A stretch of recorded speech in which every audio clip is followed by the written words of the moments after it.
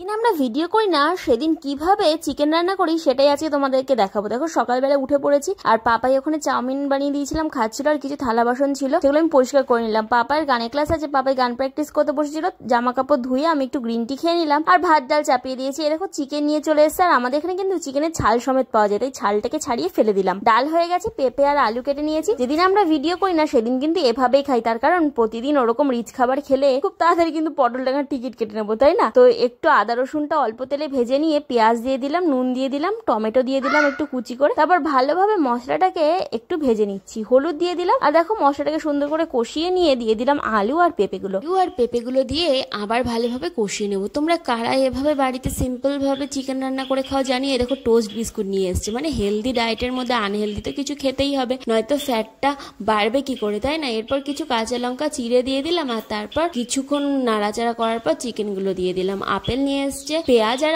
আলু নিয়ে এসছে। যারে সবজির এখন যা দাম, আমাদের মতন সাধারণ মানুষকে না খেয়েই মরতে হবে। তো দেখো আমি একটু জানলা দরজা রং করছিলাম, আমার বড় করছিল সাথে। আর এরপরে চিকেনে ঝোল দিয়ে দিলাম। আলু আর চিকেন সেদ্ধ হয়ে গেলে ওপর থেকে গোলমরিচ গুঁড়ো আর গরম মশলা ছড়িয়ে দিলাম। এই দেখো এখানে একটু রং করে নিচ্ছে। আর তারপর সারাদিন খাইনি, মানে কালকে লাস্ট খেয়েছিলাম, তারপর দুপুরের খাওয়া কমপ্লিট করলাম, স্নান করে পাপাকে নিয়ে চলে গেলাম গানের ক্লাসে। তোমাদের এই মিনি ব্লগ গুলো কেমন লাগছে অবশ্যই জানিও।